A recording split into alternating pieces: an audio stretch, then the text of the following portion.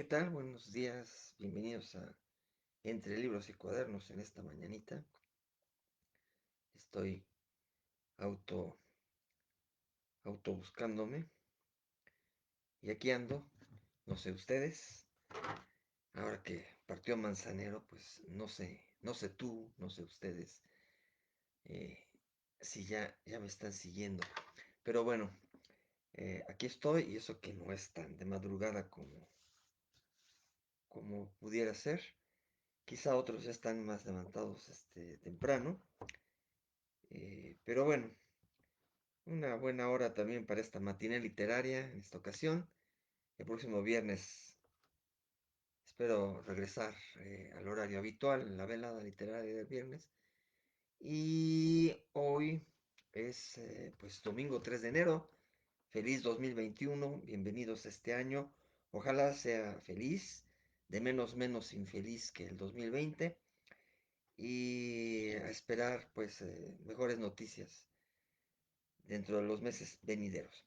Ya estamos pues en enero. Ya vienen los Reyes Magos. Ojalá les traigan libros, que sería una buena bendición, ¿no? Tener libros, aunque sean también en la pantalla, ¿no? Pero los físicos son adorables y encontrar un librito abajo del árbol, pues sería muy buen obsequio de parte de Melchor, Gaspar y Baltasar. Bien, pues aquí acabo de arrancar y apenas van 2 minutos. A veces esto truena rápido, a veces truena avanzado, y me corta la transmisión. Pero pues la recomendación, si sucede, en minutitos búsquenme ahí nuevamente en esta misma fanpage y encontrarán un nuevo enlace. Si se dificulta, además pondré yo un mensaje. Si se dificulta, pues me voy al canal de YouTube y me buscan en el canal de YouTube, ¿no? Ya en el caso extremo, como sucedió hace unos 15 días, y que dentro de medio año es lo único que ha sucedido así mayormente, ¿no? Tener que haber tenido una opción totalmente alterna. Bien, voy a partir con un libro. No, tengo que partir, además, había puesto aquí una señal, pero no me funcionó. Este, Tengo que partir con los autores que tienen efeméride, pero que ya traté, ya abordé, y que por cuestiones de tiempo, de volumen de libros, este, pues no los voy a abordar nuevamente, ¿no? Que quisiera alguno de ellos. Por ejemplo, está Jacob Grimm, otra vez de los hermanos Grimm, que además, pues ellos trabajaron juntos, trabajaron hermanadamente, y entonces, estos alemanes nos trajeron muchos cuentos que ya venían de la tradición oral del pueblo, de los pueblos, fundamentalmente de esa parte de Europa, de Alemania, y que habían recogido pues la tradición oral y que les contaban los cuentos y ellos plasmaban, ¿no? Entonces ya traje un librito aquí, un librito casi casi de texto, un librito de porrúa con los hermanos Grimm hace unos 15 días justamente, así que pues no le voy a dar más espacio, nada más. Jacob Grimm pues nació un 4 de enero, un día como el mañana, lunes, pero de 1785. Él murió a los 78 años. Además, celebramos o conmemoramos a Miguel de Unamuno, que falleció todavía un 31 de diciembre, pero de 1936. Miguel de Unamuno, ya también lo traje aquí con Niebla y con otra pequeña novelita. Lo abordamos ligeramente, incluso. Él falleció a los 72 años, así que la conmemoración de Miguel de Unamuno. Uno que sí me hubiera encantado aquí volver a explayar, comentar, que se convierten en los más favoritos dentro de toda la favoritos que son los libros, pero de los más, y no hace mucho que se convirtió en favorito, Albert Camus, el francés nacido en Argelia, en la colonia francesa todavía. Albert Camus falleció un 4 de enero, también un 4 de enero como mañana, pero de 1960, y él murió muy temprano, a los 46 años, así que Albert Camus lo traje aquí con algunas obras como La peste, que no he leído, que está en francés, aquí la tengo yo en francés, pero tendré que conseguirla yo creo que en español, porque voy a intentar, ¿no? Voy a intentar entenderle de principio, ¿no? Porque siempre me tengo que apoyar para leer algo en el mentado francés, en que ya tenga yo un conocimiento previo. Pero bueno, haré el esfuerzo, pero ya que también tenga espacio para darme ahí la posibilidad de entrar con Albert Camus. Eh, ¿Qué más tenía por ahí de Albert Camus? Lo tengo aquí bastante a la mano. Ya se me escondió un poco, ¿eh? Este, El extranjero, obviamente.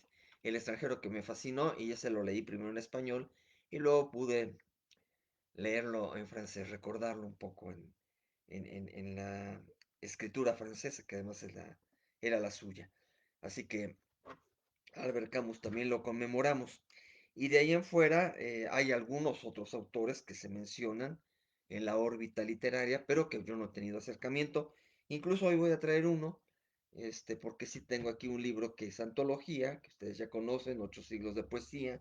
Al final, pues traeré al chileno Vicente Huidobro, que no he leído realmente cosas de él, pero incluso voy a leer aquí por primera vez un poema, de él, ya que lo tengo a la mano en antología.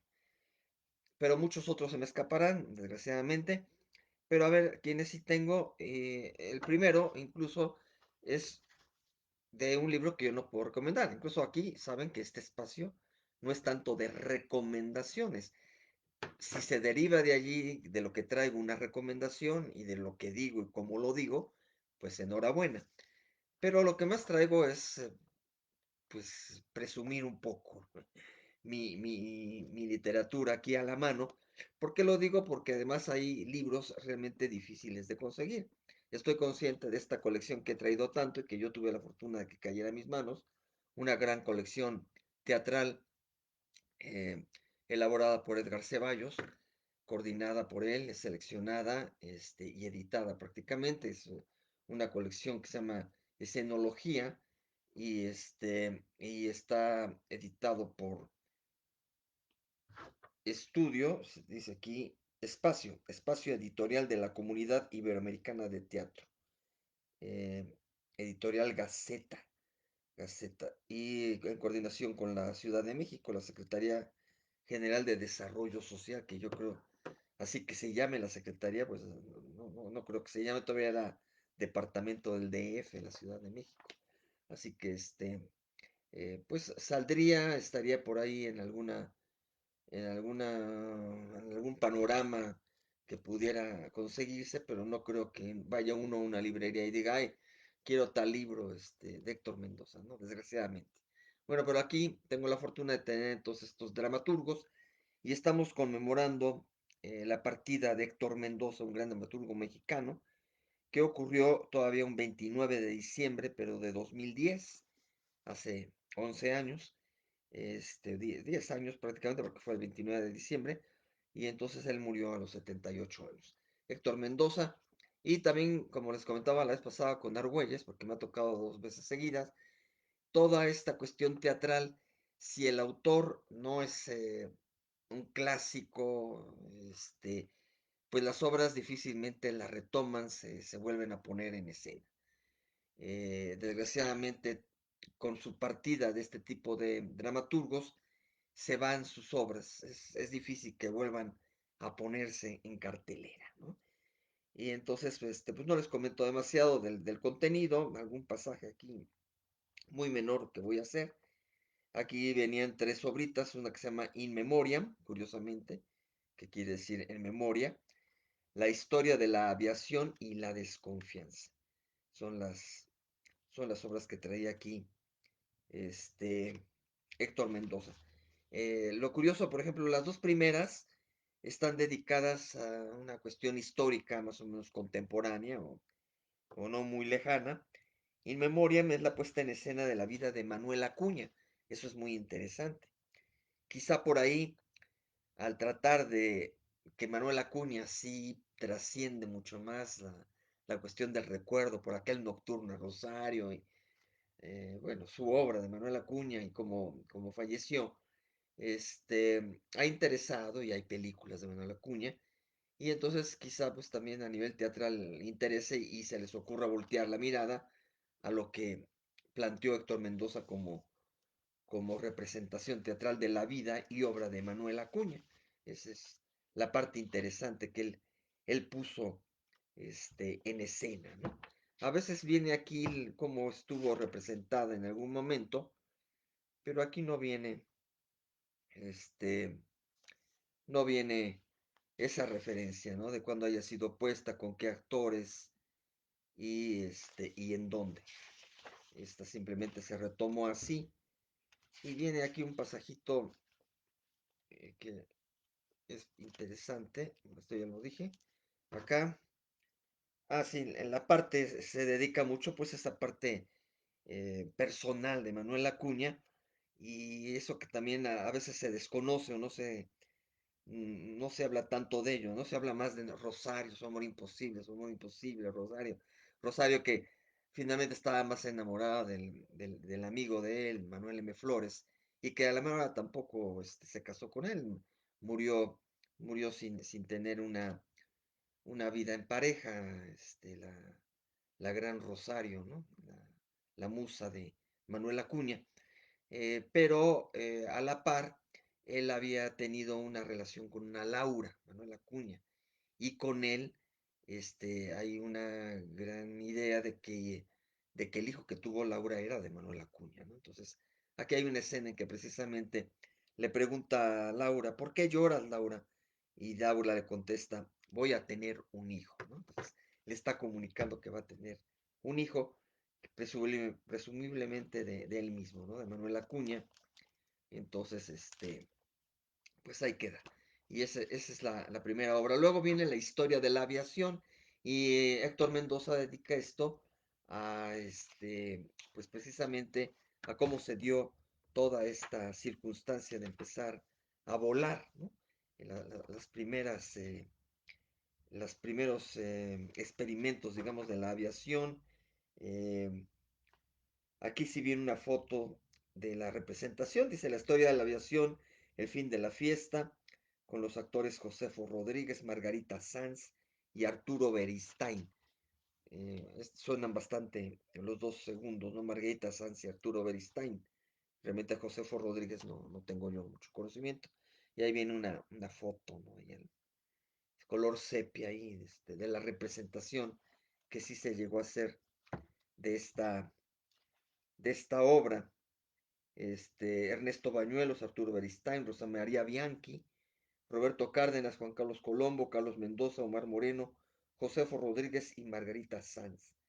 Dirección escénica a cargo del mismo Héctor Mendoza. Eh, y bueno, el espectáculo fue presentado en 1979, imagínense. 79, 19, 40 y casi ya 42 años. Muchos años, casi medio siglo, ¿no?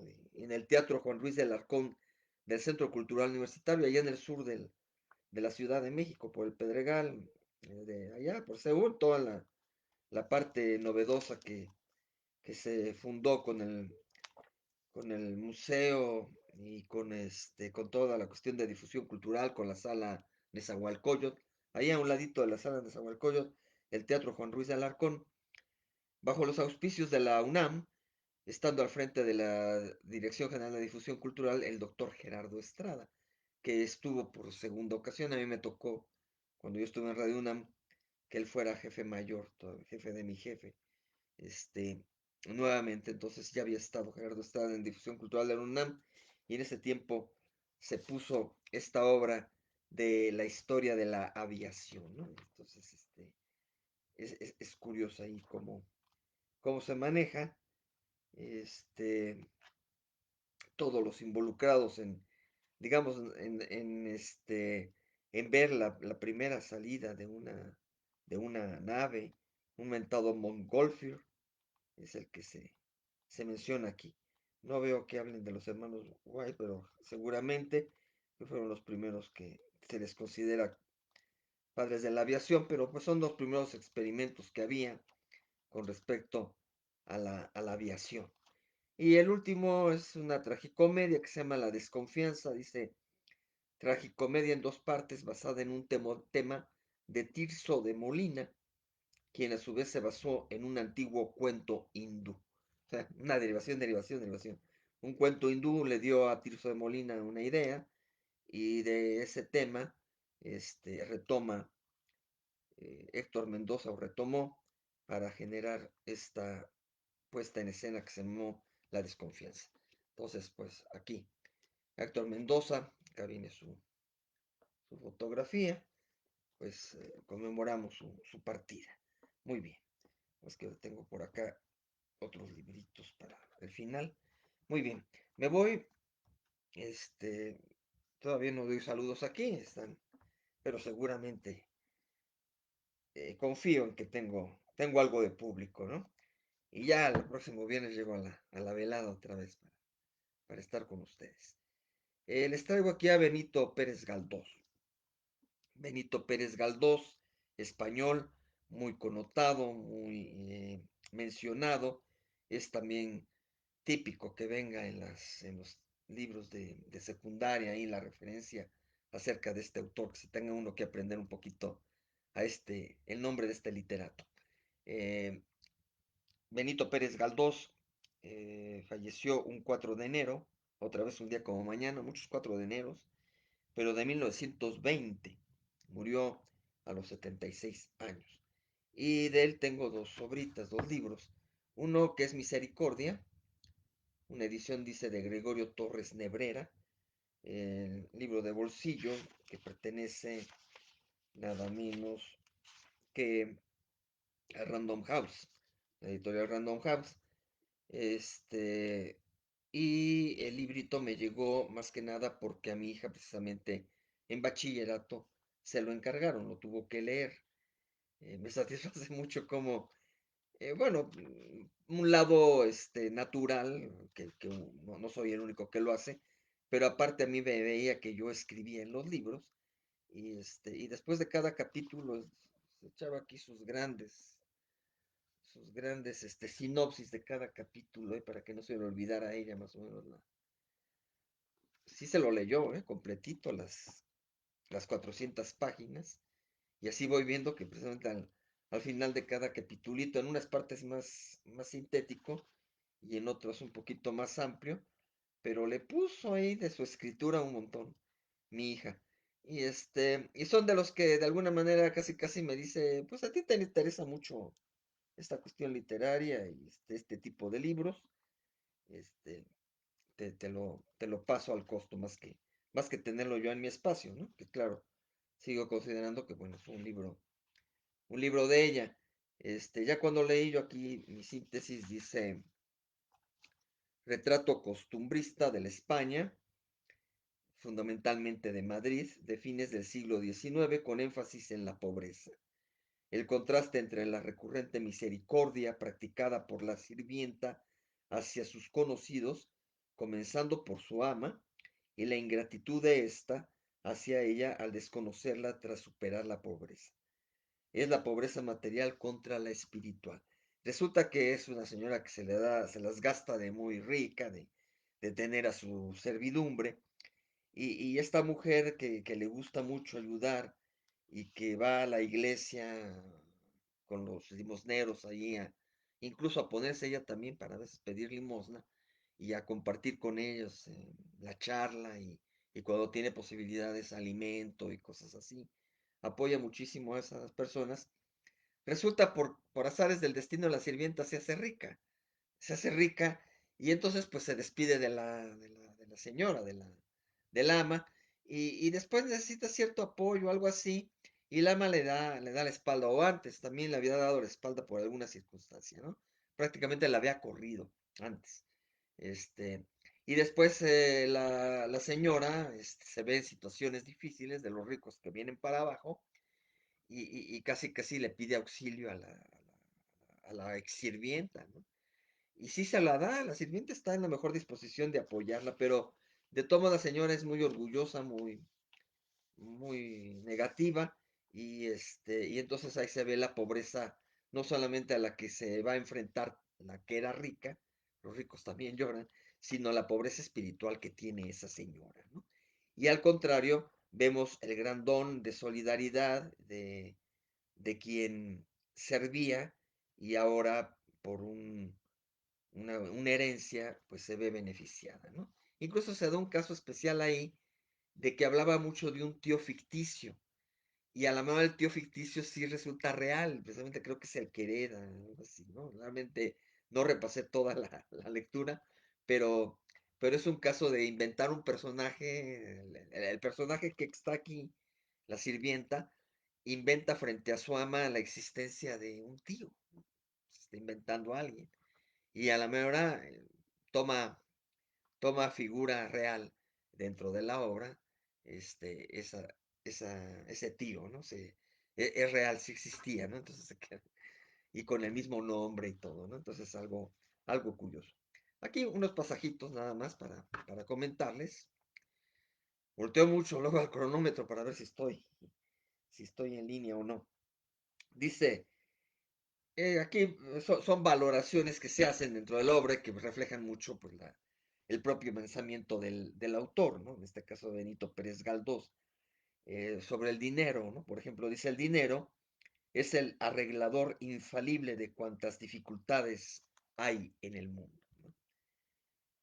Es, quizá no se deba rendir en un culto, sino tenerlo como una herramienta, una utilidad, pero obviamente que ante las dificultades, pues es muy útil, ¿no? Porque pues obviamente aquí el dinero es un personaje, digamos, abstracto, real, que se va dando a lo largo de la historia, ¿no? Tanto como limosna, ¿no? Una pequeña moneda, como la gran riqueza, ¿no? Benina era la sirvienta. Dice, hízolo Benina como su señora mandaba, con no menos convicción y fe que ella, y en efecto, oyeron un retintín metálico que no podía provenir más que de las enormes cantidades de plata y oro, más oro que plata seguramente, empotradas en la vetusta fábrica. Con esta ilusión se durmieron ambas y en sueños seguían oyendo el tin tin, ¿no? De las monedas que en España, como acá en México, luego dicen que están enterradas y que en los muros y que todas estas cuestiones. Luego pensaba si por milagro de Dios habría tomado cuerpo y alma de persona verídica el ser creado en su fantasía por un mentir inocente, obra de las aflictivas circunstancias. Aquí es cuando esa persona que había inventado, toma forma, ¿no? Real. Y luego, por acá, aunque Nina no lo pensara y dijera, bien se comprenderá que el desasosiego y consternación de Doña Paca es la dueña, la que era la patrona, digamos rica, en aquella triste noche superaron a cuanto pudiera manifestar el narrador. A medida que avanzaba el tiempo sin que la criada volviese al hogar, crecía la angustia del ama, quien si al principio echó de menos a su compañera por la falta que en el orden material hacía, porque ya la mantenía, creo, aquí ya mantenía la sirvienta a la patrona, pronto se inquietó más pensando en la desgracia que habría podido ocurrirle, cogida de coche, verbigracia o muerte repentina en la calle. Procuraba el bueno de Frasquito tranquilizarla, pero inútilmente.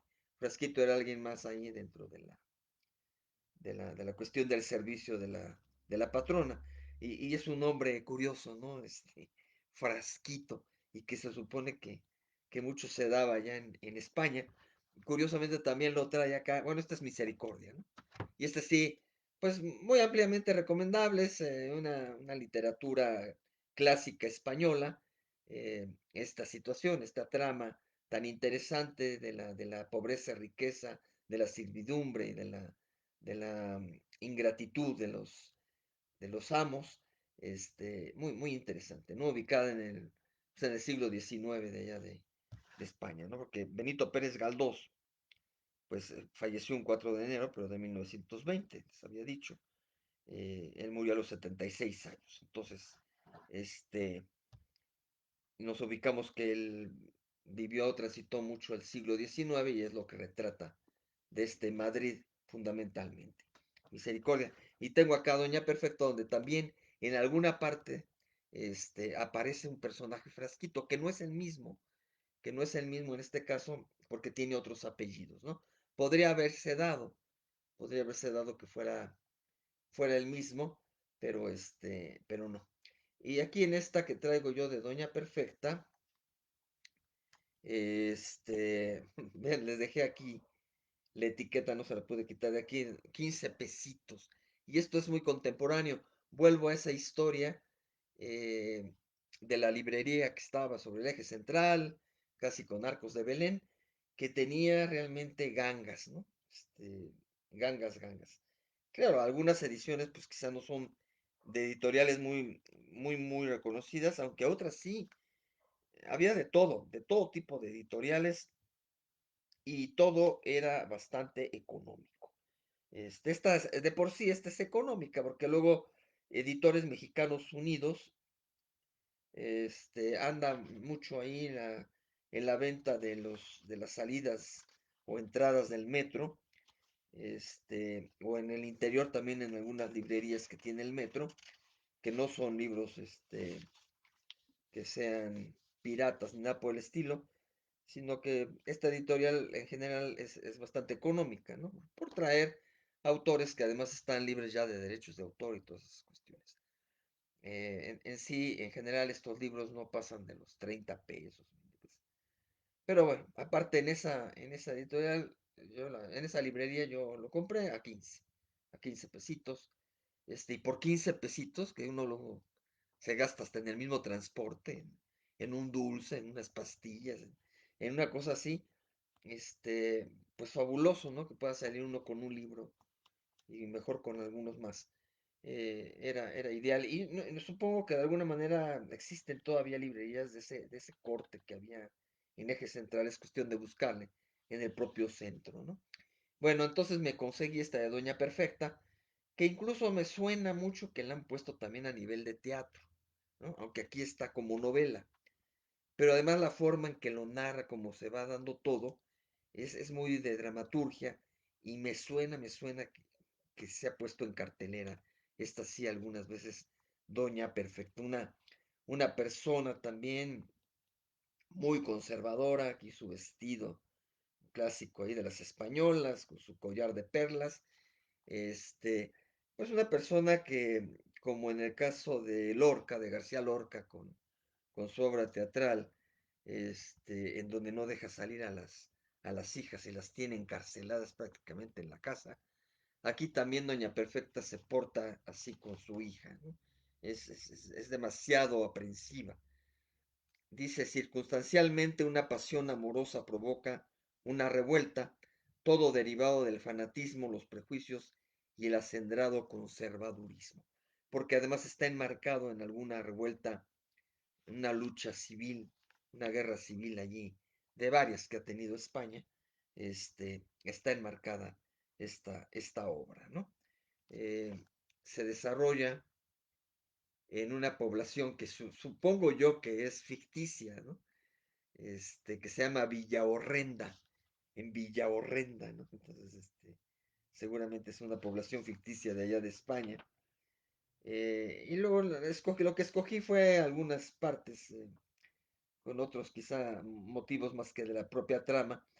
Por ejemplo, aquí habla de un personaje, don Cayetano, que era un gran bibliófilo, o sea, un amante de los libros, y que tenía como en otra obra que por ahí traje de una gran biblioteca que recorrían con Voltaire, en la obra que traje de Voltaire, había en el transcurso de un viaje, un personaje tenía una gran biblioteca. Aquí también cae un personaje que por ahí tiene una buena biblioteca y dice, había formado en Orbajosa, otra población, no sé si también ficticia, una de las más ricas bibliotecas que en toda redondez de España se encuentran, y dentro de ella pasaba largas horas del día y de la noche compilando, clasificando, tomando apuntes y entresacando diversas suertes de noticias preciosísimas o realizando quizás algún inaudito y jamás soñado trabajo digno de tan gran cabeza. Entonces aquí me identifico un poco, ¿no? De aquellos que aunque sea pequeña, no algo que abarque todo un cuarto, inmensos metros de una casa, de un lugar, pues uno ama un poco este espacio, estos rincones de las bibliotecas todavía, no sé, las nuevas generaciones, pero se identifica uno un poco al leer ese tipo de cosas y finalmente uno cae en eso, ¿no?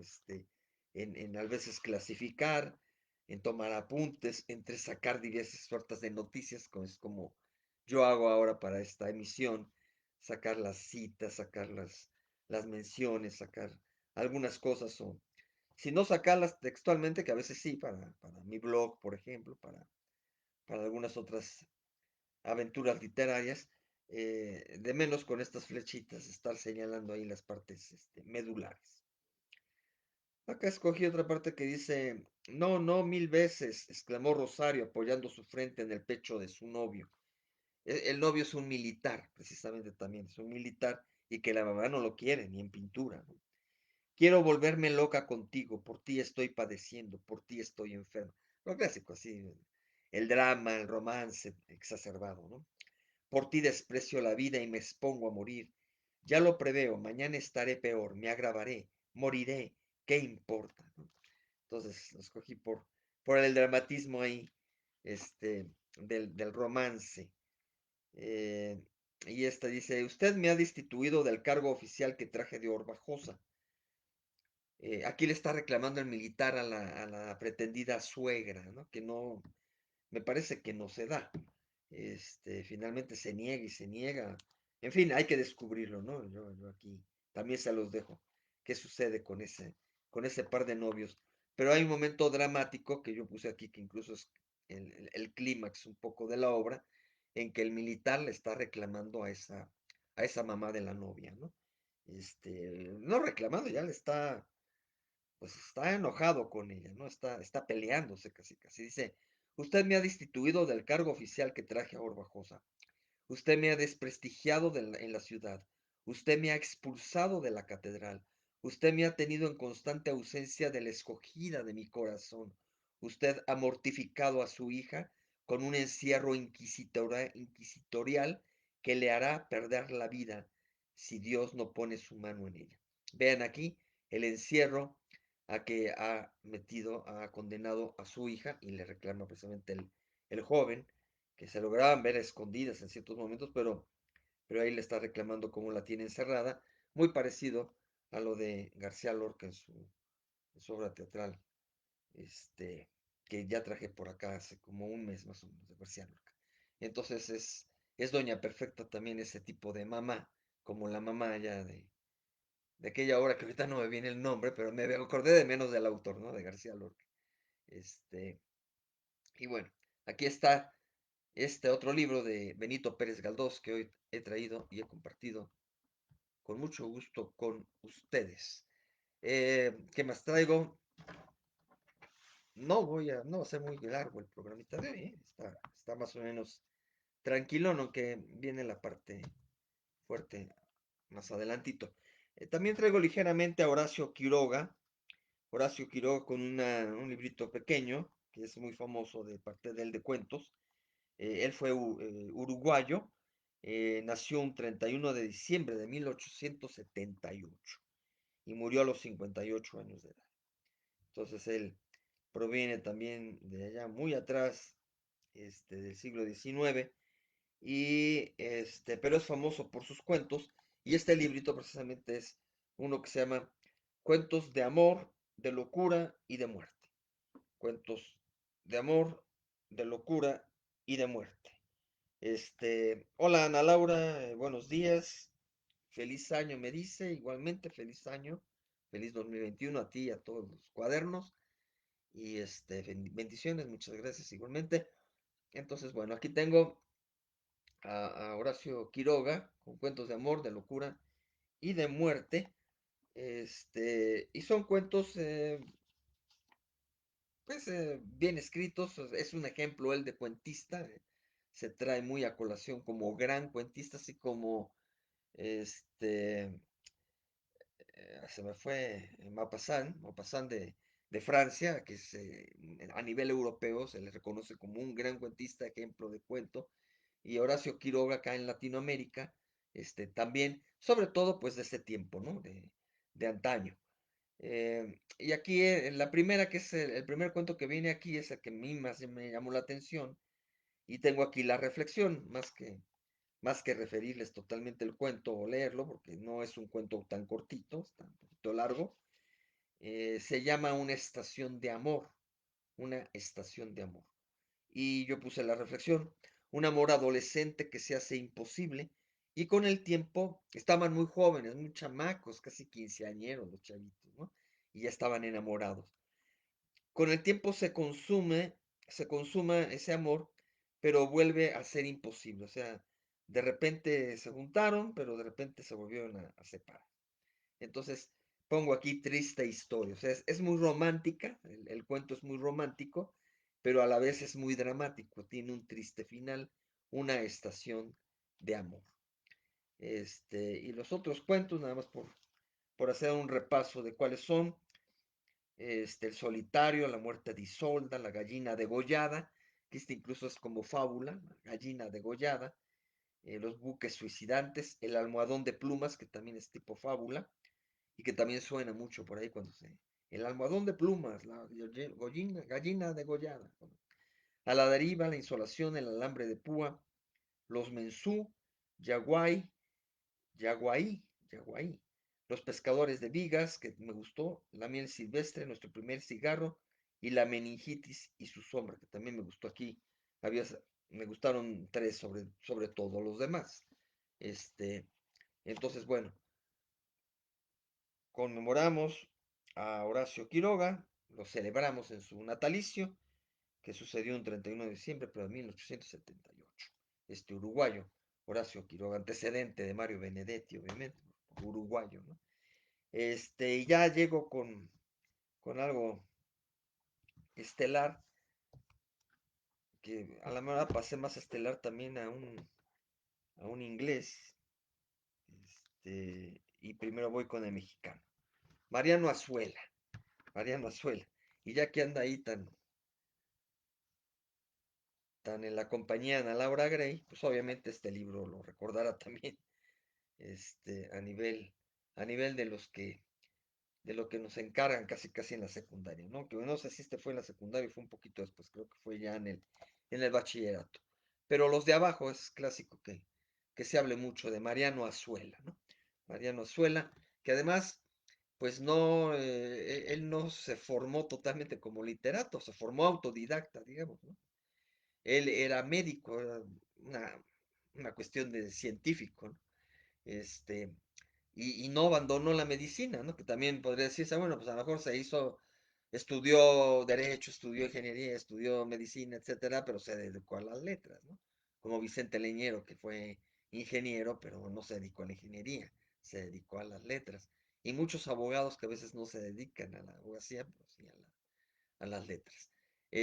Acá Mariano Suela ejerció la medicina, la ejerció, fue profesional de la medicina, fue un doctor, pero le gustaba escribir, y aquí tenemos este que es clásico, los de abajo, que ya lo traje, que ya comenté un poquito de él hace no mucho, el día de la Revolución, el 20 de noviembre lo traje por eso, ¿no? La otra vez estaba repasando aquí en mis libros y dije, caray, el 20 de noviembre que le quise dar espacio a la revolución y tenía aquí la sucesión presidencial de Madero, o sea, tengo el librito, lo conseguí, su gran proclama, su manifiesto político con el cual derrocó a Porfirio Díaz, con el cual hizo la revolución mexicana Francisco y Madero, pues es la sucesión presidencial. Y tengo aquí el librito, y bueno, ahora se los comento así ligeramente, y no lo traje el mero día. Y esa vez traje a Mariano Azuela, ¿no? Porque habla mucho sobre esa circunstancia, todos sus trabajos casi están alrededor de los conflictos bélicos y de la Revolución Mexicana, y entonces pues aquí están los de abajo. Y aquí lo que se me hace genial, fíjense, a veces ponen mucho ejemplo eh, o como ejemplo las entradas de las obras de autores, ¿no? Como son tan fuertes, ¿no? Por ejemplo, un cuento de Edgar Allan Poe o el propio Juan Rulfo con sus cuentos y con su novela, y de Pedro Páramo, cómo empieza, ¿no? O sea, son magistrales principios de las obras. Aquí me van a perdonar este, que hable del final, pero incluso no voy a narrar lo que es toda la obra, pero me parece un gran ejemplo de final, o sea, así como hay grandes principios, grandes entradas en las obras, en Mariano Azuela, en los de abajo, para mí hay un gran ejemplo de remate, de final de la obra. Esta la tengo así en la memoria, en la cabeza cuando la leí, me quedó marcada y cada que la repaso, es muy simbólica, ¿no? El personaje principal es Demetrio Macías, un revolucionario, precisamente anda con Villa y anda en todas estas situaciones, hacen despapalles a nivel de entrar a poblaciones, incendiarlas y todas esas cuestiones. Entonces, el final dice, y al pie de una resquebrajadura enorme y suntuosa como pórtico de vieja catedral, Demetrio Macías, con los ojos fijos para siempre, sigue apuntando con el cañón de su fusil. Demetrio Macías, con los ojos fijos para siempre, sigue apuntando con el cañón de su fusil. Ese es el final, me parece a mí, pero yo creo que puedan coincidir muchos, un gran remate de su obra, Los de Abajo, ¿no? Este, a ver, hay un comentario. Sí, dice Ana Laura que fue también en la secundaria. Entonces aquí ya me perdí yo un poco porque como en ese tiempo al principio yo no ponía los, la cuestión de cuando lo había leído y pensé que a lo mejor había sido hasta el bachillerato, pero seguramente sí vino de la misma secundaria por eso. Los de abajo, obviamente, Mariano Azuela, y seguramente en aquellas clases de historia contemporánea que teníamos con la maestra Isusi que le llamaban y que precisamente le acaban de hacer un homenaje en la secundaria 101, esa gran maestra de historia.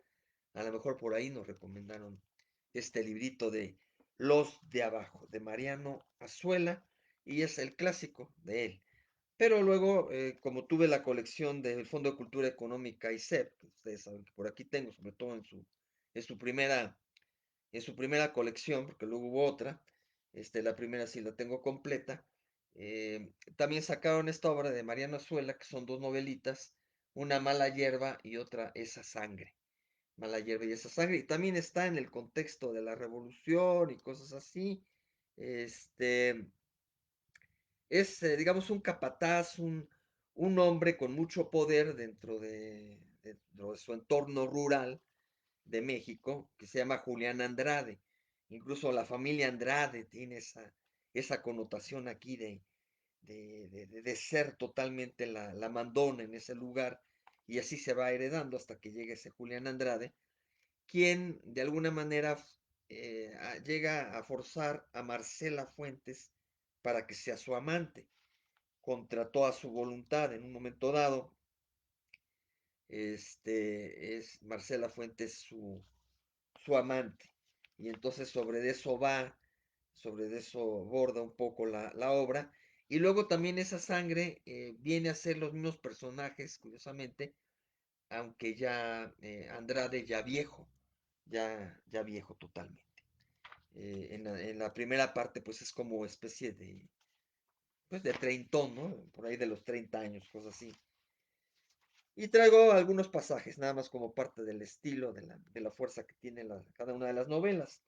En Mala Hierba, y además los dos títulos aluden a eso, a la mala hierba que era, digamos, la dinastía Andrade, ¿no? La dinastía Andrade. Eran de mala hierba, y esa sangre también, pues como mala sangre, como una sangre nefasta que estaba en toda esa población. Dice aquí, tentaleando los muros, vacilante el paso, pálida la faz, entró el anciano, levantó la frente y estiró las cejas, esforzándose por recoger la mayor cantidad de luz posible e intentando distinguir las siluetas de los circunstantes. Profundamente inclinada después la cabeza, oyó la declaración leída por el propio alcalde. Ese es un anciano, no es Andrade, es otro anciano que anda por allí, porque en esta primera parte, repito, Andrade es joven. Acá dice, y su silencio acaba en lasitud, caen en el surcal Y ahí en medio del oro del barbecho, en la desolación infinita de la naturaleza bañada de luna, enero, enero, riega sobre ellos las blancas flores de himeneo de su menuda lluvia de nieve. Es una escena ahí precisamente amorosa o forzada también amorosa. No creo que aquí es con quien sí ella quiere, porque finalmente ella tiene un amante que sí ama, que es Gertrudis. Gertrudis es un varón, pero es el amante al que sí quiere Marcela Fuentes, aunque también se ve involucrada con un extranjero que se llama John, pero al que ella quiere, ella sigue esa Gertrudis. Pero en cambio, Julián Andrade la obliga a tener relaciones con ella. Entonces acá es entre Gertrudis y Marcela, y es muy bonito, es muy pintoresco, muy barroco quizá, pero bien escrito, no tan barroco, porque está sencillo aunque sí utiliza palabras pues cultas en ese momento que quizá ahora eh, no las manejamos tanto y además también algunas del ámbito rural, ¿no? Como los surcos, pero a la hora de hablar del oro del barbecho es como hablar de la paja, ¿no?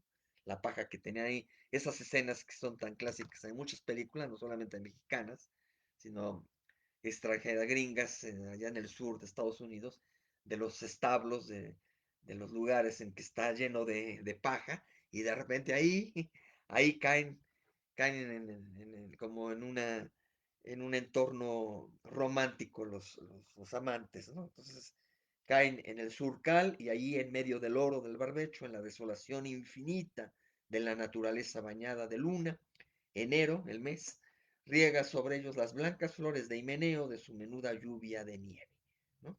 La lasitud es un término bonito que se entiende, ¿no? El remanso, la tranquilidad, ¿no? Un poquito la dejadez, ¿no? La lasitud, ¿no?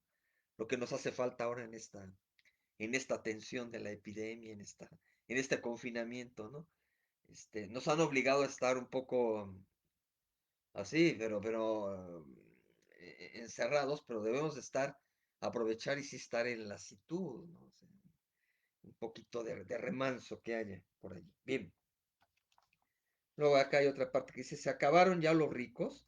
No, señor, ahora son 100 y 1000 veces más. Esto quiere decir que hay nuevos procedimientos para hacerse rico y para hacerse rico mucho más y más pronto que antes. Y eso es lo que yo debo aprender, ¿no? Porque bueno, pues iban contra muchos ricos en la revolución y decían, ¿se acabaron los ricos? No, pues no se acabaron los ricos, ¿no? Se acabaran. Bueno, ¿cuántas desgracias ocurridas en un día? Mis propiedades en ruinas, burlado por una mocosuela malcriada y el agravio mortal que Chon Ramírez acaba de inferirme. ¿Y todo por qué? Porque cumplí mi palabra de honor, dominando esta sangre. Uno quiere entrar por el buen camino y no lo dejan. Este ya es de la otra novela, me parece, de esa sangre. Sí, ya es de la segunda novelita, de esa sangre, pero que es el propio Andrade, pero ya viejo. Y luego acá otra parte que dice, Julián se distrajo reparando en que la gente que conoció en su juventud era solo una caricatura grotesca de lo que fue. Caras apergaminadas, puras arrugas y bolsas, pellejo untado a los huesos, muchachas bellísimas en su tiempo, aparecíanle como alucinaciones de ebrio delirante, que lo inquietaban menos de lo que lo entristecían y eran acicate para una pregunta nunca formulada. ¿También seré uno de estos mamarrachos de pesadilla? Se preguntaba ahí. Fíjense nuevamente palabras bueno, yo la verdad, pues sí, sí las comprendo, pero no son ya tan comunes, ¿no? Este, apergaminados, eh, alucinaciones de ebrio delirante. Bueno, aquí venía es acicate, ¿no? Eran acicate, ¿no? Ahora seguramente le preguntan o utiliza una palabra, esto va a ser un acicate para tu problema que traes y van a decir, "Ah, pues que es como también como parte de remanso, digamos, ¿no? Parte de solución de remedio, ¿no? Un acicate es un remedio para algo, ¿no? en lo económico también, ¿no? Cuando llega por ahí un dinero que le saca uno de un problema, pues es un acicate, ¿no? Y eso encontramos, y es lo bueno de leer también estas obras no tan modernas, ¿no? Porque uno refresca su vocabulario, ¿no? Y acá al final, los Andrades no dejaron amigos, sino malas ausencias. El desaire que el delegado de la agraria y el presidente municipal hicieron a Julián trascendió enseguida. El pueblerino tiene un olfato finísimo y es bastante ladino para adivinar que el que da un resbalón no encontrará una mano que lo ayude a levantarse, si no es pariente o amigo. Don Gertrudis se lo contó al Mocho, el Mocho a don Jesucito, a Pachito Martínez y Pachito Martínez a cuantos quisieron oírlo. Lo clásico de la cadena de las... le contó a aquel, y aquí sale don Gertrudis, ya grande, ¿no? El que fue amante también de aquella Marcela que aparece en la primera novela. Entonces, por eso además está muy bien que vengan las dos juntas aquí en esta edición. Mala hierba y esa sangre de Mariano Azuela. Y lo más curioso, y que de repente me enteré no hace mucho, y por ahí del 2011, que fue cuando conseguí y leí este librito, en 2011, me voy enterando que Mariano Azuela llegó a escribir cuentos, ¿no? Entonces, conseguí este libro, por fortuna, me puse a buscar y sí, sí encontré, la verdad, creo que fue ahí en la librería de Ducal, ahí mismo en la Biblioteca de México, en la Ciudadela, y encontré este libro que se llama Mariano Azuela, cuentista, dentro de una colección de lecturas mexicanas del propio Conaculta, el Consejo Nacional para la Cultura y las Artes en ese momento. Entonces, pues es un buen tesoro como libro, tener cuentos de Mariano Azuela, que en general son más tipo relatos, que son más realistas, no son tan de ficción, son muy parecidos quizá a muchos de lo que viene en El Llano en Llamas de Juan Rulfo, que por cierto Juan Rulfo viene aquí en su literatura la próxima semana. este, Tiene un eco de Juan Rulfo sus relatos aquí, sus cuentos, ¿no? Aunque Juan Rulfo lo trabaja más como se ve la parte realista costumbrista, pero se ve la manera de cómo lo teje, en que si no es una gran ficción, una cuestión de fantasía, sí es una manera que le está metiendo con su lenguaje, que está distorsionando o le está metiendo un aderezo especial a esa realidad. En cambio aquí es bastante en bruto, digamos, no está trabajado como diamante con Juan Rulfo. Yo sí encontraría cierta distancia a la mera hora en ese sentido. Ahora, en el contexto, la forma que trabaja la cuestión de una realidad, de que refleja una realidad rural nuevamente, sí tiene alguna similitud con Rulfo. Hasta allí. Hay similitudes y diferencias. Eh, Aquí en uno de los cuentos o de relatos que se llama Página Negra, que sí es más como cuento, fíjense, finalmente, por la forma en que sí lo trabaja, pero no la mayoría. Pongo yo aquí una reflexión que dice el arte, la música, particularmente la música, como la redención de un preso, como la redención de un preso, alguien que está preso pero que gracias a escuchar música, de alguna manera se las ingenia, o lo que recuerda de haber escuchado música, lo libera en un momento dado, lo tranquiliza en en su angustia de estar preso. Aquí también escogí un poco el final, dice, nos separamos y volví a mi casa triste, pensando si la pasión por el arte sería capaz de dominar la tristeza del encierro. Lo cierto es que siempre el dolor ha desarrollado en el artista todas sus facultades. Acá otro relato que se llama Pinceladas, pongo yo la reflexión, la pasión, el éxtasis de una joven viuda por un sacerdote. Una viuda que quería con el sacerdote, está interesante el relato. Luego en otra, que se llama Víctimas de la opulencia, inusitada decisión de una nodriza que siente afecto por el niño que no es suyo, a pesar de que por él abandonó por días al suyo, al propio. por darle leche al ajeno, ¿no? Y en otro que dice anuncio en línea desplegada, este tiene su curiosidad porque habla de una, de una situación de anuncio precisamente en un diario, en los periódicos, ¿no? Y dice, todavía le ajustó para comprarse un terno gris, sombrero tejano con pluma de pavo, zapatos bayos de ojillos, todo de medio uso y a los precios de Tepito. De Tepito, imagínense, de aquel, de aquel lugar que todavía es tan característico en la Ciudad de México y ya lo manejaba desde hace mucho tiempo, Mariano Azuela, ¿no? Acá pongo una reflexión de otro relato que era un hombre honrado, era un hombre honrado, triste relato de un hombre que siempre presumió de su honradez, pero robó en los almacenes de su trabajo y al ser descubierto por sus jefes, prefirió una salida fácil. Bueno, estos son los cuentos, relatos de Mariano Azuela, se llama Mariano Azuela Cuentista, lo pueden buscar, sobre todo en esas librerías Educal, seguramente pueden tener por allí algunos otros ejemplares, por si interesa adentrarse en ese Mariano Azuela un poco desconocido. Este, Muy bien.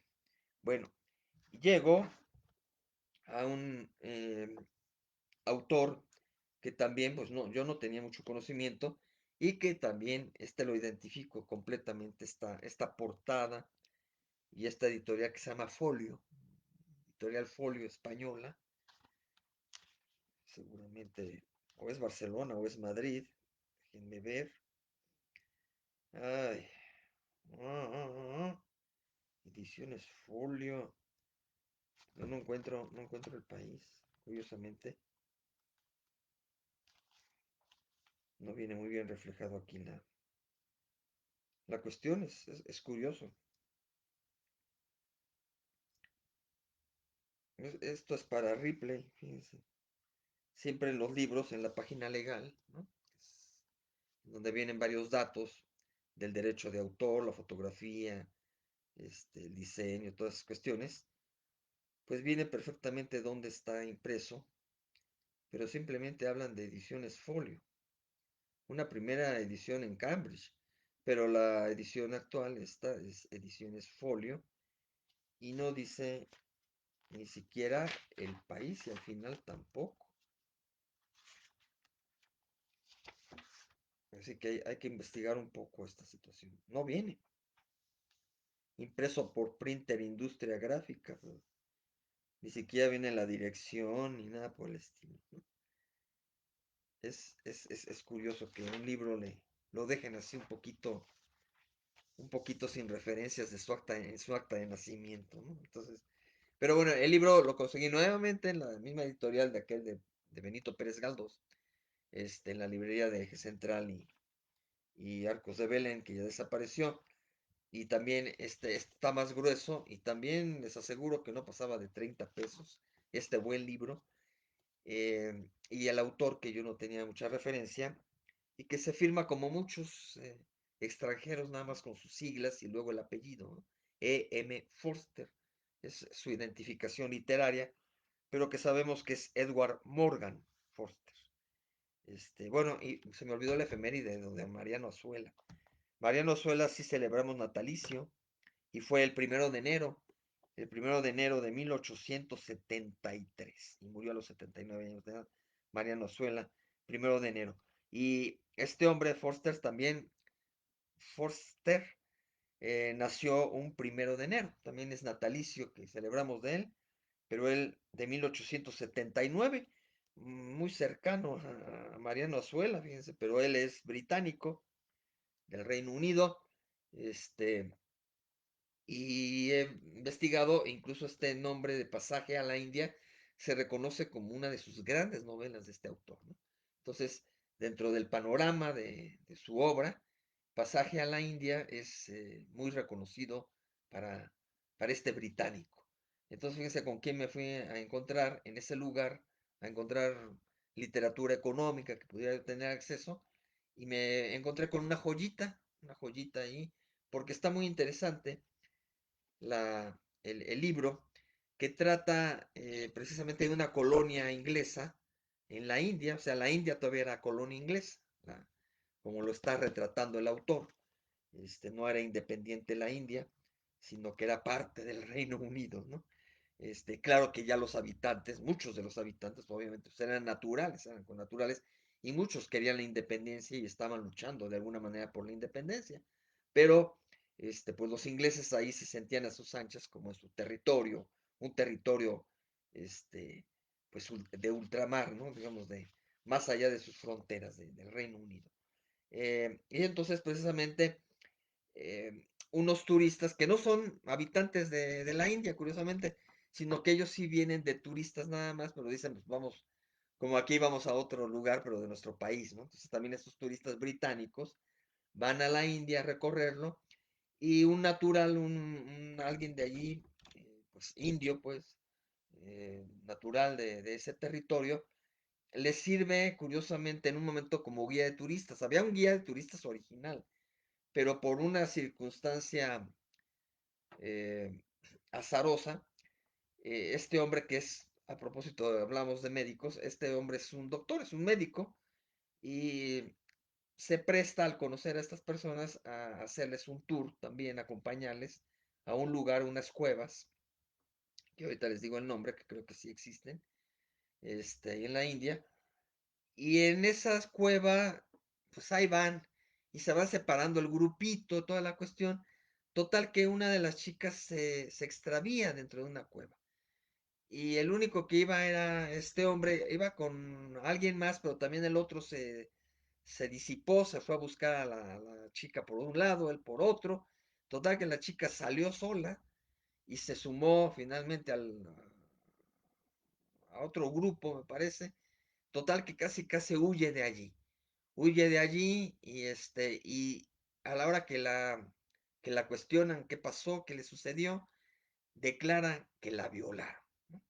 Y acusa directamente al médico, al que estuvo. Y el médico se queda de a seis porque él realmente sí le estuvo acompañando, pero cuando entró a la cueva directamente, se le perdió y ya no la vio. Y entonces él se declara totalmente inocente. Y hay todo un juicio y toda la cosa. Y de pronto la mujer termina diciendo, sí, nada tuvo que ver él con eso. Casi, casi lo inventé. Esta chica traía un conflicto interior, se iba a casar con un hombre que a la mera hora le dice que realmente inventar que la habían violado. Y acusan a este pobre hombre, y entonces ese es el drama de él, lo apresan, luego ya lo liberan por fin. Luego, a la larga, termina hasta escribiéndose con la acusadora, ¿no? Como ya habiéndola perdonado, ahí hay un reporte de que se escriben en un momento dado. Entonces es curioso, pero la temática, el contexto, la manera en que se maneja, o nos retratan esa India colonial, es muy rica, es muy padre, y también, pues, gracias a la traducción, ¿no? Que aquí la traducción sí la trae, fíjense. Una traducción de Juan Gabriel Vázquez. Entonces le debemos a Juan Gabriel Vázquez que entendamos bastante toda esta pequeña obra. Aquí no puse yo especie de reflexión de la obra, sí hice mi generación aquí de todos los personajes que son muchos. El doctor Asís es el indio que tiene tres hijos, pero es el doctor Asís el acusado. Hay una señora Moore muy importante por allí. Y luego, está gustando acá. Falló un poquito la reproducción en el celular, pero sí estoy en línea. Y la señorita que acusa, la lamentada señorita, creo que es la señorita Derek. Aquí no la tengo muy identificada, pero creo que sí. La señorita Derek es la canija y acusadora de una violación que en primera parece ser que nunca existió, y si existió, no fue el indio, ¿no? Porque por ahí todavía luchan en decir, no, entonces fue aquel, no, entonces sospecho de aquel otro. Entonces, entra ahí una situación en que uno dice, si abusaron de ella o no abusaron, ¿no? En primera. Pero a la vez, si sí abusaron, no fue para nada el indio, ¿no? Y si no abusaron, pues todo fue una ficción de esta chava, ¿no? Y acá rescato algunas cosas, aquí una frase, una cita bonita. La vida nunca nos da lo que deseamos en el momento que nos parece más apropiado. A veces sí, ¿eh? Yo creo que a veces sí, a veces esperamos y queremos y nos llega y es cuando más nos llega la felicidad, ¿no? Pero aquí es una frase del autor, de Forster, que dice, la vida nunca nos da lo que deseamos en el momento que nos parece más apropiado.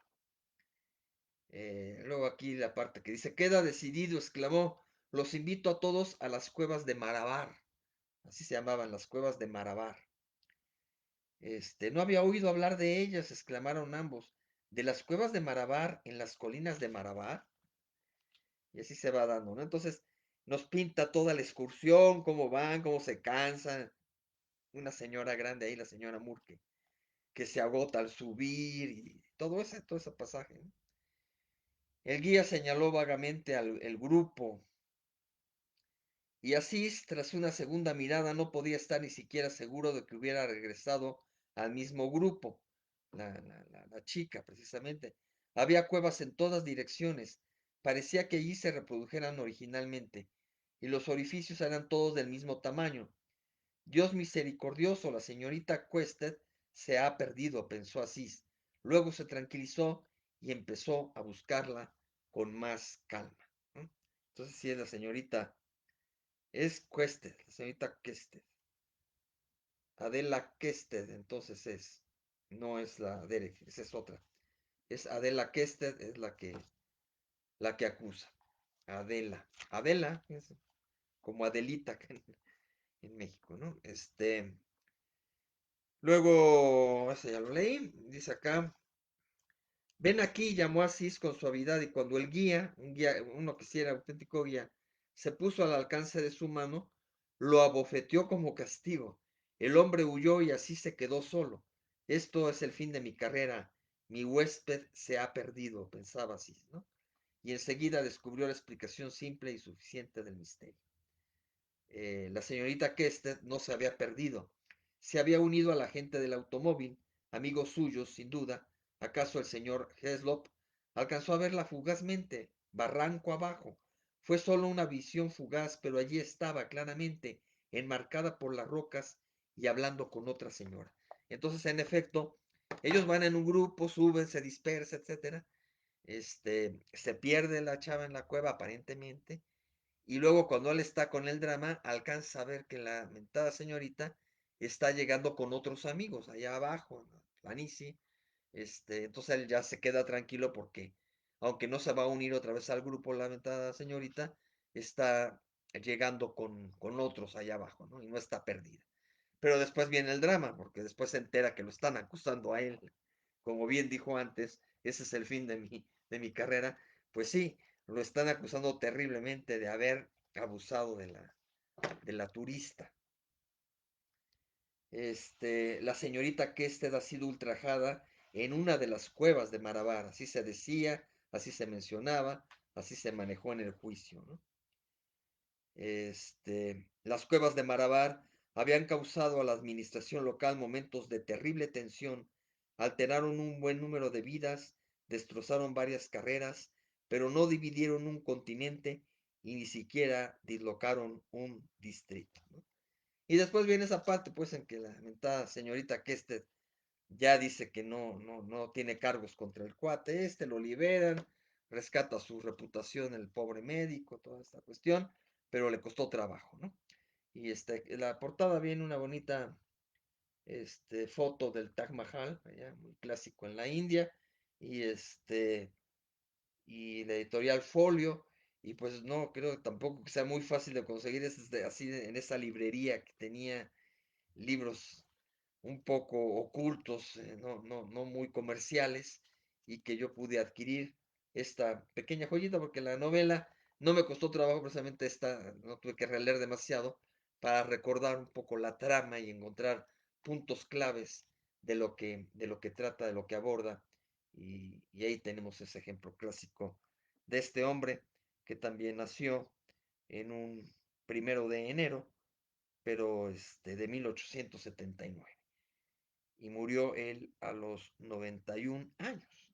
larga vida tuvo el británico Forster, y nos deja esta obra que sí recomiendo en este caso, Pasaje a la India. Por cierto, se vale que ustedes también aquí a la hora que chatean y toda esta cuestión, me comenten qué están leyendo actualmente, ¿no? A lo mejor coincide con algo que tenga yo o no, pero de alguna manera dialogar también en ese sentido, ¿no? ¿Qué están leyendo o qué acaban de leer hace poquito? ¿Cuál ha sido su última lectura? ¿O qué piensan leer? ¿Qué tienen ahí a la mano en la cabecera, por allí? Y qué piensan abordar, ¿no? Yo ahorita estoy leyendo a Sartre, a Jean-Paul Sartre, este, que tenía por ahí un libro de filosofía del existencialismo, que es paladín del existencialismo, pero literatura no había leído y estoy leyendo La náusea y tiene mucho de filosofía, es filosófico a fondo, pero está exquisito, nos va narrando muchísimas cosas y está peculiar esto que siente de repente una náusea en su existencia, ¿no? De repente le viene la náusea, sin motivos físicos auténticos, sino simplemente por una falta de aventura en la vida, le viene la náusea. Entonces, ya llegará el momento de hablar de Jean-Paul Sartre y ya que tenga yo completamente leído el librito de Alianza Editorial, pero incluso ya subí ahí la portada. Es lo que estoy leyendo yo actualmente y después me voy inmediatamente otra vez con Dostoyevsky, con otra cosa que no he leído de Dostoyevsky, aunque pareciera que he leído todo, tengo mucho, pero por fin voy a leer memorias o apuntes suburbanos. Entonces, ahí lo tengo en la mira, al gran Dostoyevsky, a finales de este mes, que termine a Sartre, ¿no? Porque lo voy llevando con calmita. Es una técnica que ahí tengo.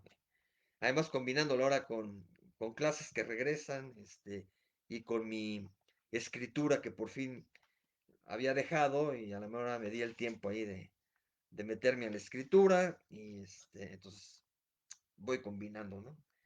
Entonces no le doy demasiado espacio, no crean, ¿eh? O sea, me meto con esta preparación de lo de los libros, pero no me he dado así un tiempo que esté yo ahí leyendo mucho, ¿no? No, también le doy tiempo al Netflix, le doy tiempo a algunas otras tareas aquí curiosas.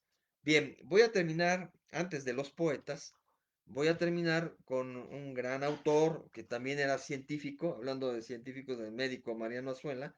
Este es otro científico muy connotado en los Estados Unidos, que, que nació en Rusia, era ruso, pero finalmente adoptó la ciudadanía norteamericana y se hizo más en Norteamérica, que es Isaac Asimov, ¿no? Muy connotado, sobre todo porque la ciencia ficción lo han tomado para muchas películas como Yo Robot o como El Hombre Bicentenario, ¿no? Exquisita con este autor Williams, este, y Yo Robot también con William Smith. Isaac Asimov ha escrito muchísimo, muchísimo que han retomado para series, para películas, etcétera. Y yo tengo también la deuda de conseguir algún libro de Isaac Asimov. Me encantaría tener el libro en que venga El Hombre Bicentenario, ¿no? Porque El Hombre Bicentenario a nivel de cinta de película me fascinó la trama, la historia, ¿no? Ya logré rescatar en internet la obra, la tengo por ahí en copias, ¿no? O sea, imprimí algo que venía ahí, pero pues no es lo mismo, ¿no? No es lo mismo que, además la tengo medio perdida, tengo que rescatar y traerlo por acá y ponerlo cerca de los libros ese cuento, ¿no? Hubiera sido bueno rescatarlo en esta semana, pero ven, no me dio tiempo, no pensé ni siquiera. Tengo la idea por dónde puede estar, pero además tengo que hurgar. Pero total que rescaté y por ahí tengo esas copias que son máximo 10 cuartillas, cosas así, de El Hombre Bicentenario, que como siempre, la adaptación cinematográfica le mete más de su cosecha, no es idéntico, tiene ahí variantes interesantes. La obra, la película es exquisita, es fabulosa, está muy bien, todo. Creo, como en otros casos, que a lo mejor hasta se encandila uno más con la película, ya como la vio, que como viene la parte del escrito, aquí curiosamente como con Benjamin Button, que también la película es genial y la trae uno más a la mente que la propia novelita. Cosa inversa de otras cosas, ¿no? Como la propia Iliada, ¿no? Troya, la película me fascinó Troya, pero es superior obviamente Homero con su gran poema, con su gran épica que trae ahí. Pero con Benjamín Button y con el hombre bicentenario, pues me encandilan mucho las películas. Pero a la vez es interesante ver cómo lo trató, cuál es el tratamiento, y hay una variante ahí con el hombre bicentenario de Isaac Asimov. Entonces sí tengo por ahí las copias, a ver si las rescato y llego a comentar aunque ya sea extra, extra efeméride. Pero lo que tengo es otro cuentito que viene en este que ya he traído por acá, una, una edición de Alfaguara con cuentos de ciencia ficción, que son de aquellos que me regalaron en la premiación de la mención honorífica que tuve de un cuento. Este, y entonces me dieron estos libritos y vienen varios autores en estos cuentos de ciencia ficción. Entonces, Isaac Asimov, además, bueno, Isaac Asimov pueden encontrar muchísima obra de él en las librerías, obviamente, y yo tengo ese pendiente y hurgar además dónde está, de todos modos, para tenerlo el libro, El hombre bicentenario, quiero tenerlo, esa, ese libro. Así que lo tengo en mis pendientes. Y en este es muy pequeño, pero voy a leer unos fragmentos, de todos modos, no todo. Se llama Recuerdo Perdido. El cuento que viene aquí en esta antología se llama Recuerdo Perdido y es curioso. Es esa idea que tenemos precisamente, o podemos tener algunos, después de la muerte, pero no es trágico, no es así que digan, ay, es de miedo, o es de pesadez, ¿no? De, ay, la muerte. Es curioso porque estando ya muertos los personajes, Asimov los imagina como energía. No tanto que nos imaginemos que reencarnamos o que estamos otra vez así con nuestro cuerpo allá en el cielo, junto a San Pedro y San Pablo, cosas así, sino que estos personajes son energía, son espíritu ahí que andan sin forma, ¿no? Y entonces esos personajes de repente empiezan a dialogar y sí empiezan a recordar cómo fue su vida, cómo era. Y entonces ahí sí viene un poquito de especie de dramita, ¿no? Pero muy leve, ¿no? O sea, empezar un poco a recordar que fuera un cuerpo en que recuerden su nombre y todo eso. Como que eso no está muy bien que les sucediera, ¿no? Que de repente tengan el recuerdo de lo que fueron y que ahora ya no son, ¿no? Entonces por aquí escogí algunos pasajes que ilustran muy bien esa parte. Y dice, absorbe mis pensamientos, por favor, Brock.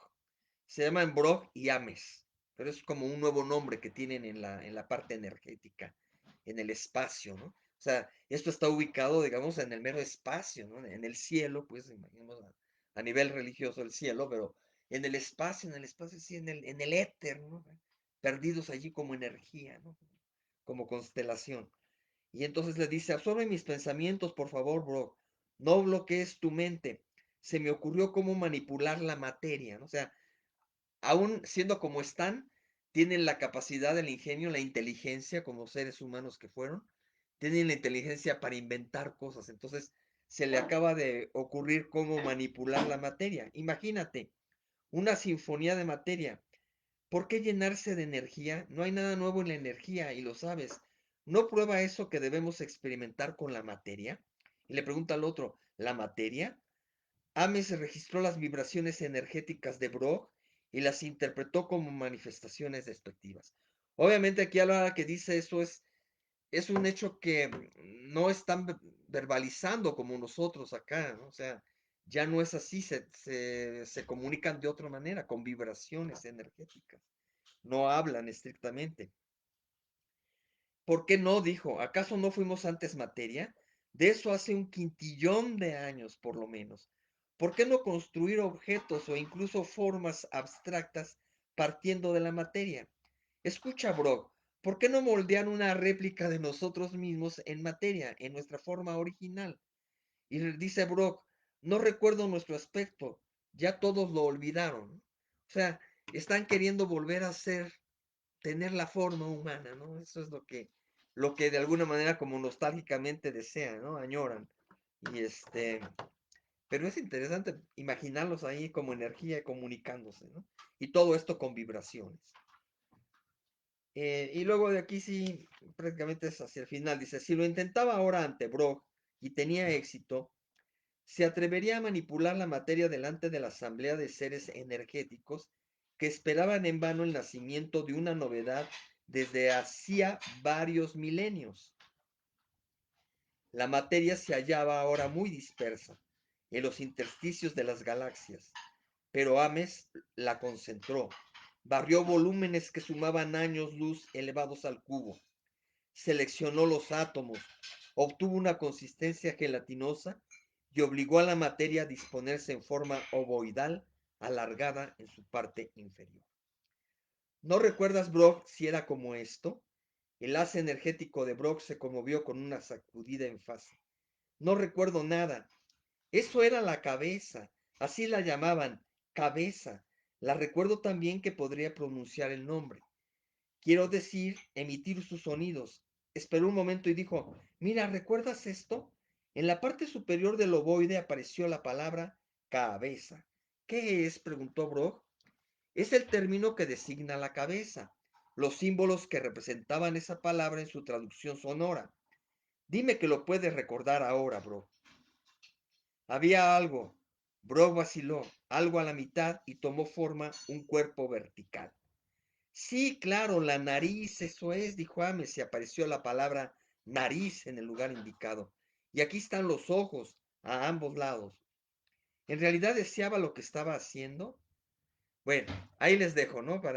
Está interesante conseguir este cuentito, cómo van ellos reproduciendo y formando, se las ingeniaron para volver a recordar cómo eran como materia, ahora que ya no son materia, ahora que ya habían vivido por miles y miles de años en la eternidad, y de repente se les ocurrió volver a ser materia, ¿no? Esa, pues, grandes ocurrencias de ciencia ficción de Asimov, que además pues, era un científico abocado a estas cuestiones de descubrir cosas, físico, era básicamente físico, Isaac Asimov. Entonces, pues tiene mucho de cierta lógica, ¿no? Del cómo es que puede ocurrir la transmutación de la vida en un momento dado a nivel energético, y cómo la comunicación es nada más a nivel de vibraciones sonoras y no de palabras, ¿no? Pero van recuperando esa capacidad finalmente otra vez, como para volver a crear en la Tierra otra vez, o en algún lugar otra vez a la humanidad, ¿no? Y porque van a llevar todo eso a la asamblea. Entonces la asamblea pues se va a volver loca y va a determinar qué hacer con ese tipo de inventos, ¿no? Es genial. Y así, pues, mucho de la obra de Isaac Asimov, que ustedes seguramente han, pues, tenido también, si no la experiencia de la literatura, que a lo mejor muchos de ustedes sí han leído a Isaac Asimov, más que yo mismo, este, pero todos hemos tenido a lo mejor con estas películas del Yo Robot y El Hombre Bicentenario, este acercamiento a esa vasta imaginación del autor. ¿Por qué traje a Isaac Asimov? Porque él nació un 2 de enero, un día como ayer, pero de 1920, allá en Rusia, pero luego se hizo totalmente, o se formó en Norteamérica. Él murió a los 72 años. Y bien, pues estoy por terminar con la poesía. ¿Qué traigo de poemas? Traigo varias cosillas. Una que dejé pendiente la vez pasada que se me traspapeló, y otras más actuales en la semana. Por un lado, un caso también de un británico, pero aquí además un caso curioso, porque a veces es más que los británicos se vuelvan norteamericanos, ¿no? Que siempre Estados Unidos absorbe todo lo de Europa y de Latinoamérica ahora. Y ese es un caso curioso. Thomas S. Eliot nació en Estados Unidos y después prefirió hacerse británico. Entonces se fue al Reino Unido, se ciudadanizó allá, o nacionalizó allá, y allá eh, terminó su vida. Entonces traigo a él porque él murió un día como mañana, 4 de enero, pero de 1965. Él murió a los 76 años. Traigo aquí un poemita de Thomas S. Eliot, que me pareció interesante, pero es este caso curioso, aunque él luego declaraba que abrevaba obviamente de las dos naciones, de Estados Unidos y del Reino Unido. ¿Por qué? Porque no podría, decía que no podría ser o escribir como lo hacía sin todo lo que tuvo en su infancia, todo como se desarrolló, toda su experiencia del pasado, pero a la vez, pues, él encontraba mucha afinidad con la Gran Bretaña, ¿no? Entonces es un pequeño poema que se llama Canción y dice, si el espacio y el tiempo, como dicen los sabios, son cosas irreales. Fíjense que siempre las coincidencias. Acabo de hablar del espacio, de la cuestión etérea con Asimov, y el poema de Eliot nos trae eso, ¿no? Bueno, a ver. Si el espacio y el tiempo, como dicen los sabios, son cosas irreales, la vida de la mosca que vive un solo día y nuestra vida no son desiguales. Vivamos, sin embargo, todavía mientras vida y amor nos vengan de regalo, porque el tiempo es el tiempo y se desliza a pesar de los dichos de los sabios. Las flores que te di cuando el rocío temblaba entre las vides se marchitaron antes que llegara la abeja silvestre a visitar las eglantinas. Pero cortemos pronto flores nuevas sin lamentar que luego desfallezcan. Escasas como son las flores de la vida, hagámoslas, cortándolas, divinas. Ese es Thomas S. Eliot, que lo tengo aquí nada más en mi antología de Jaime García Terrés, que lo tradujo y está en esta obra que ya les he traído otras veces. Y también traigo de esta antología que también he traído otras veces, 8 siglos de poesía. Está Snoopy porque está forrado en tiempos de secundaria de mi hija también, ¿no? 8 siglos de poesía, no tiene nada que ver Snoopy ahí, o quién sabe. Y aquí he escogido dos autores que también conmemoramos. eh, el chileno Vicente Huidobro, que les comentaba yo que realmente no conozco nada de él, que lo tengo aquí afortunadamente y que lo voy a conocer junto con ustedes en estreno mundial aquí entre libros y cuadernos, mi conocimiento y lectura de poesía de Vicente Huidobro, que falleció un 2 de enero, pero de 1948. Chileno él, murió joven a los 44 años. Y es un poema pequeño también que se llama Arte Poética. Arte Poética. Y dice así, que el verso sea como una llave que abra mil puertas. Una hoja cae, algo pasa volando. Cuanto miren los ojos creado sea y el alma del oyente quede temblando. Inventa mundos nuevos y cuida tu palabra. El adjetivo cuando no da vida, mata. Estamos en el cielo de los versos. El músculo cuelga como recuerdo en los museos, mas no por eso tenemos menos fuerza. El vigor verdadero reside en la cabeza. ¿Por qué cantáis la rosa, oh poetas? Hacedla florecer en el poema. Solo para vosotros viven todas las cosas bajo el sol. El poeta es un pequeño Dios. Bien, Vicente Huidobro, chileno, conmemoramos su fallecimiento.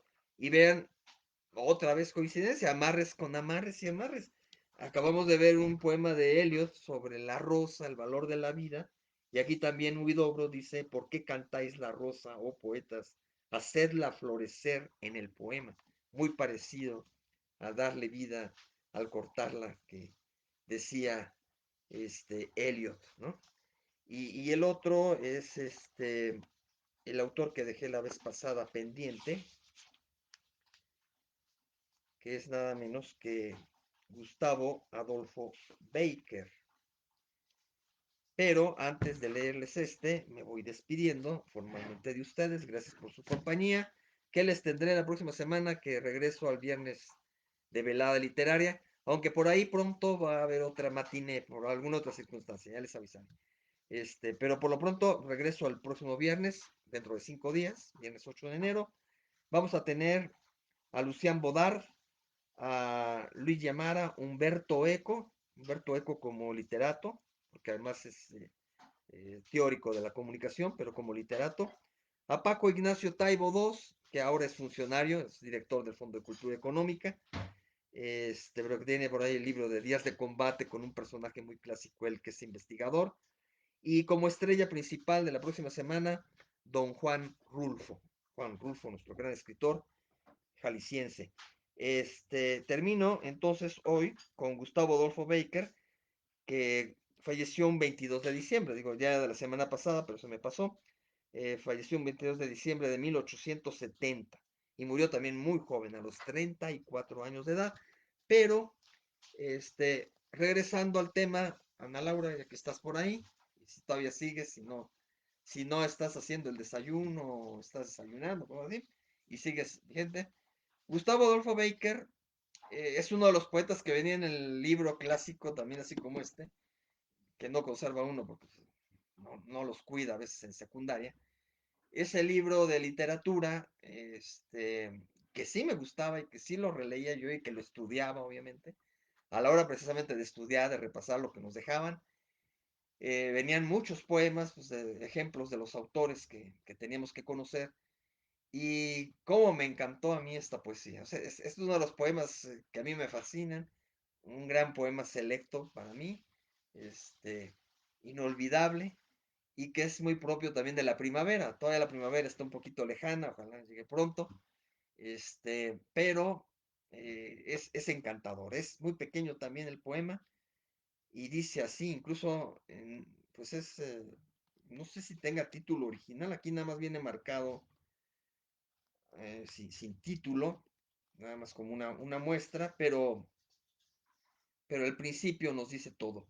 Volverán las oscuras golondrinas, ¿no? Y esas son de las que me aprendía, de las que se tenía que aprender uno, recitar, no, fabulosa, ¿no? Es muy clásica, muy, muy, muy, muy, clásica y tradicional el poema, ¿no? Pero es para deleite, ¿no? Es muy bonito, con mucha rima. Entonces, con esto me despido. Muchas gracias por su compañía en esta matiné literaria.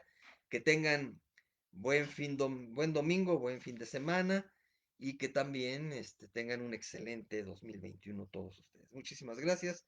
Me voy con Volverán las oscuras golondrinas.